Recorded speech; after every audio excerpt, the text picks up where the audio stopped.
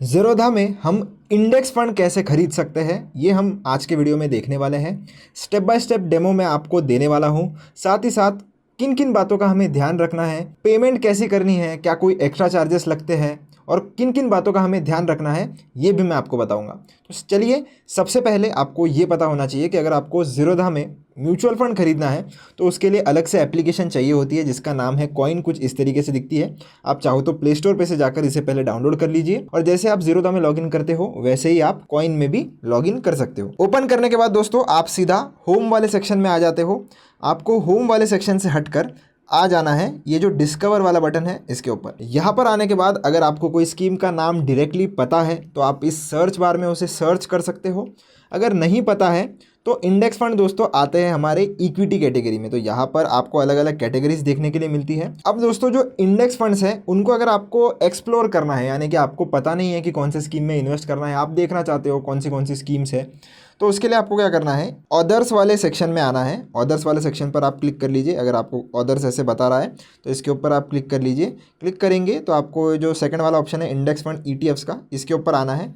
अब जैसे ही आप इधर क्लिक करते हो आपको बहुत सारे इंडेक्स फंड्स देखने के लिए मिल जाएंगे। जितने इंडेक्स है, जैसे निफ्टी का स्मॉल कैप है, मिड कैप है, फार्मा इंडेक्स है, FMCG है, बैंक्स है, मेटल्स है, ऐसे बहुत सारे इंडेक्स आपको देखने के लिए मिलते हैं हमारे मार्केट में। तो उस पर जितने भी थीम्स पर अलग अलग इंडेक्स फंड होंगे आपको यहाँ पर ही देखने के लिए मिल जाएंगे। आप चाहो तो डायरेक्टली लिस्ट स्क्रॉल कर सकते हो, बहुत लंबी लिस्ट है। और अगर आपको डायरेक्टली पता है कि मुझे इस पर्टिकुलर इंडेक्स फंड में इन्वेस्ट करना है तो नाम सर्च कर लीजिए।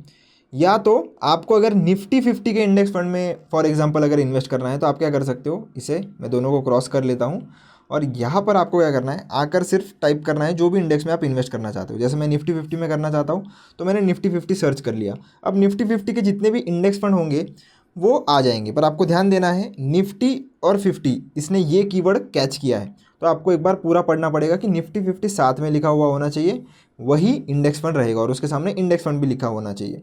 ETF FOF में आपको इन्वेस्ट नहीं करना है, वो अलग टाइप का फंड होता है, उसको किसी और वीडियो में हम डिस्कस करेंगे। तो निफ्टी 50 सर्च करेंगे, नीचे अगर आप आते हो तो आपको देखने के लिए मिलेगा ये ICICI प्रूडेंशियल का निफ्टी 50 इंडेक्स फंड, जिसका एसेट्स अंडर मैनेजमेंट कितना है आप देख सकते हो। तो मान लेते हैं कि अगर आपको इसमें इन्वेस्ट करना है, एग्जाम्पल पर्पस के लिए दोस्तों कोई भी बाय सेल रिकमेंडेशन नहीं है। आप प्लीज़ आपकी फाइनेंशियल एडवाइजर को ज़रूर कंसल्ट करिएगा कोई भी इन्वेस्टमेंट करने से पहले। तो इसके ऊपर क्लिक करेंगे। क्लिक करने के बाद आपको काफ़ी सारी चीज़ें देखने के लिए मिलती है। सबसे ऊपर स्कीम का नाम होता है, फिर ये एक डायरेक्ट प्लान है। डायरेक्ट प्लान क्यों है, क्योंकि ज़ीरोधा के थ्रू अगर आप इन्वेस्ट करते हो तो कोई भी बीच में कमीशन चार्ज नहीं किया जाता, इसलिए एक डायरेक्ट प्लान है।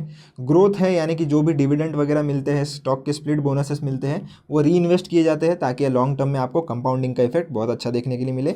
और ये कौन सी कैटेगरीज में आता है वो यहाँ पर लिखा हुआ होता है। उसके बाद आपको करंट NAV, यानी कि जिस भी तारीख की NAV आपको दिखाई दे रहा है वो तारीख और करंट NAV का प्राइस आपको देखने के लिए मिलता है। NAV यानी कि नेट एसेट वैल्यू। अगर आपको इस पर्टिकुलर स्कीम के म्यूचुअल फंड के यूनिट्स खरीदने या बेचने हैं तो आपको उस पर्टिकुलर दिन के लिए इस पर्टिकुलर प्राइस के ऊपर ही ट्रांजैक्शन करने होते हैं, तो इसीलिए उसे NAV कहा जाता है। CAGR आपको देखने के लिए मिलेगा, यानी कि कंपाउंडेड एनुअल ग्रोथ रेट। पिछले 3 सालों में कितना इसने दिया है, तो लगभग 9% के आसपास। मिनिमम इन्वेस्टमेंट आप देख सकते हो, मिनिमम इन्वेस्टमेंट कितना है, तो 100 रुपीज़ से आप इसमें SIP भी कर सकते हो और लमसम भी कर सकते हो। एग्जिट लोड यानी कि एक टाइप की पेनल्टी होती है अगर आप किसी स्पेसिफिक पीरियड के पहले, जो वो specific period obviously scheme to scheme depend करता है और स्कीम ही डिसाइड करती है, और उससे पहले अगर आप आपके पैसे निकाल लेते हो तो उस केस में आपसे एक पेनल्टी चार्ज की जाती है जिसका नाम है एग्जिट लोड। वो कितना है, तो आपको ये आई वाला बटन जो है इसके ऊपर क्लिक करके देख लेना है, पढ़ लेना है। अलग अलग स्कीम्स के लिए अलग अलग होता है, इसलिए आपको एक बार ज़रूर पढ़ना चाहिए। एक्सपेंस रेशो की बात करते हैं। एक्सपेंस रेशो यानी कि वो फीस होती है जो आपसे चार्ज की जाती है, क्योंकि ये लोग आपका पैसा मैनेज करते हैं। तो जो भी इनके खर्चे होते हैं वो मैनेज करने के लिए ये लोग आपसे एक्सपेंस रेशो लेते हैं। ये 0.19% जो आपको दिख रहा है ये सालाना आपसे चार्ज किया जाता है, पर ये डायरेक्टली आपसे नहीं लेंगे, ये आपके NAV के प्राइस से ही डिडक्ट होता है और हर रोज़ डिडक्ट होता है। हर रोज़ का मतलब है 0.19%, साल में 365 दिन होते हैं तो 365। तो ये जो भी आंसर आएगा, जितना भी डेसिमल में आएगा उतना आपके NAV से हर दिन डिडक्ट किया जाता है। काफ़ी लोगों को ये कैलकुलेशन नहीं पता होती दोस्तों। ऐसी ही इन्फॉर्मेशन के लिए आप चैनल को सब्सक्राइब जरूर कर देना और वीडियो को लाइक भी कर देना। उसके बाद अगर आपको ग्राफ देखना है तो आप देख सकते हो पिछले 3 साल में इसने कैसा परफॉर्म किया है, 2 साल में कैसा है, 1 साल में कैसा है, तो आप देख सकते हो, थोड़ा हल्का आइडिया आपको आ जाएगा। AUM मैंने आपको ऑलरेडी बता दिया है कि इस फंड का कितना है, यानी कि ये फंड टोटल मिलाकर कितने रुपए के एसेट्स हैंडल कर रहा है। फिर दो ऑप्शन आपको मिलते हैं, एक है बाय का और एक है SIP का। अब जो लोगों को लमसम इन्वेस्टमेंट करना है, यानी कि वन टाइम इन्वेस्टमेंट करना है, वन टाइम यानी क्या कि एक ही बार आपके पास 10-15 हज़ार थे या 20 लाख थे, 10 लाख थे, 5 लाख थे, आपके लिए जो भी एक अमाउंट थी वो आप एक ही बार में इसमें खरीद लोगे। और SIP यानी कि systematic investment plan. Systematic investment plan में क्या होता है, एक अमाउंट हम डिसाइड करते हैं, एक फ्रीक्वेंसी हम डिसाइड करते हैं और लगातार उस फ्रीक्वेंसी पर वो अमाउंट जो है वो धीरे धीरे इन्वेस्ट होते रहती है जब तक आप चाहते हो तब तक। तो आपके ऊपर है, अगर आपको लमसम करना है तो आप ये वाला ऑप्शन चूज़ कर सकते हो, अगर आपको SIP करनी है तो आप ये वाला ऑप्शन यूज़ कर सकते हो। तो लमसम के लिए आप यहाँ पर चले जाइए, आपका अमाउंट इधर डाल दीजिए, मिनिमम यहाँ पर लिखा है कितना आप कर सकते हैं। फिर इसके बाद आपको NAV की प्राइस देखने के लिए मिल जाएगी और पेमेंट ऑप्शन देखने के लिए मिल जाएगा। जो भी पेमेंट ऑप्शन आप चाहते हो कर दीजिए और बाय पर क्लिक कर दीजिए। बाय पर क्लिक करने के बाद आपको आपकी पेमेंट जो है वो करनी पड़ेगी। आप जो भी यहाँ से मेथड यूज़ करते हो वैसे ही आप जाकर किसी भी एप्लीकेशन में आपके UPI के ऐप में पेमेंट कर दो और उसके बाद आपका ये जो ऑर्डर है वो प्लेस हो जाता है। इसको मैं बैक करता हूँ। और SIP अगर आपको करनी है तो फिर SIP वाले बटन पर आ जाइए। यहाँ पर क्लिक करने के बाद आपको AMC SIP, तो SIP में दोस्तों अगर आपको पॉज करनी है SIP, मतलब 1 महीने 2 महीने 3 महीने 4 महीने के लिए अगर आपको उसे स्टॉप कर देना है तो उस केस में आप इसे पॉज कर सकते हो। फिर बाद में उसे पॉज करी हुई SIP अगर आपको रिज्यूम करना है वो कर सकते हो। और स्टेप अप यानी कि अगर मान लीजिए आप 100 रुपीज़ इन्वेस्ट कर रहे हो, अगले साल आप इस पर्टिकुलर अमाउंट पर 10% ज़्यादा इन्वेस्ट करना चाहते हो, यानी कि अगले साल से आपका 110 रुपये इन्वेस्ट होगा। तो अगर आपको ऐसे SIP बढ़ानी है तो आप स्टेप अप वाला फंक्शन यूज़ कर सकते हो। तो ये सब अगर आपको यूज़ करना है तो ये वाला चेकबॉक्स आपको बिल्कुल भी टिक नहीं करना, AMC SIP। अगर आप AMC SIP करते हो तो ये सारा कुछ आप यूज़ नहीं कर पाओगे। इसके बाद मैंडेट यानी कि अगर आपको ऑटो डेबिट का फीचर यूज़ करना है जिसमें आपके पैसे बैंक अकाउंट से ऑटोमेटिकली डिडक्ट हो जाएंगे, तो उसके लिए आपको मैंडेट लगाना पड़ता है। मैंडेट कैसे लगाना है उसका भी वीडियो आपको चैनल पर मिल जाएगा। थोड़ा लंबा प्रोसेस है तो डेडिकेटेड वीडियो उसके ऊपर मैंने बना कर रखा है, आप वो भी देख सकते हो।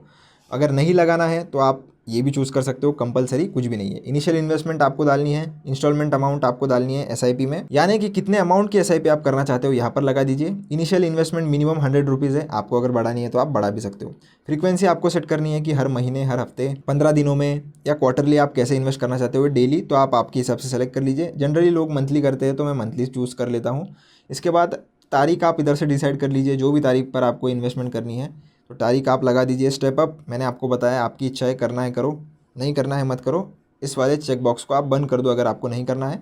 करना है तो आप इसे ऑन कर लीजिए। कितने प्रतिशत से करना है वो आप इधर डिसाइड कर सकते हो, जैसे 10% से करना है तो 10 लगा दीजिए, 20 से करना है तो 20 यहाँ पर लिख दीजिए। और फिर कौन से महीने से और कौन से तारीख से आप वो ये जो स्टेप अप वाला फंक्शन है उसे अप्लाई करना चाहते हो। पर ध्यान रखिए यहाँ पर जो भी महीना और जो भी तारीख आप डालोगे वो नेक्स्ट ईयर से फॉलो होती है, यानी कि 1 साल बाद वो फॉलो होगी, तुरंत वो नहीं होगी। तो ये भी आपको पता होना चाहिए। और जैसे आप क्रिएट SIP पर क्लिक करते हो आपकी SIP क्रिएट हो जाती है और फिर आप जिस भी दिन आपका ऑर्डर प्लेस होता है आप आकर पेमेंट कर सकते हो। पेमेंट वगैरह कैसे करना है इसका भी वीडियो आपको चैनल पर मिल जाएगा। कुछ इस तरीके से आपको देखने के लिए मिलता है।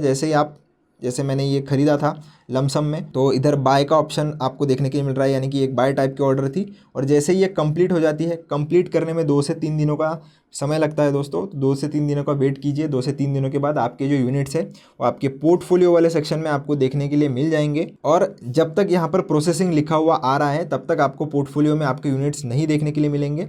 कोई एक्स्ट्रा चार्ज तो आपसे नहीं लिया जाता है ये ट्रांजैक्शंस के लिए। हाँ, पर आपको इतना ज़रूर पता होना चाहिए कि 2 से 3 वर्किंग डेज का समय लगता है ये ऑर्डर को कंप्लीट होने में। तो आपको ऑर्डर जब तक आपकी प्रोसेसिंग में है आपको वेट करना है। कंप्लीट अगर लिखा हुआ आ रहा है तो ज़रूर आपको आपके पोर्टफोलियो में वो वाली चीज़ जो है वो दिख जाएगी। आशा करता हूँ आपको सारी चीज़ें समझ में आ गई होगी। वीडियो पसंद आया हो तो चैनल को लाइक शेयर सब्सक्राइब जरूर से कर देना। मिलता हूँ नेक्स्ट वीडियो में। Thank you.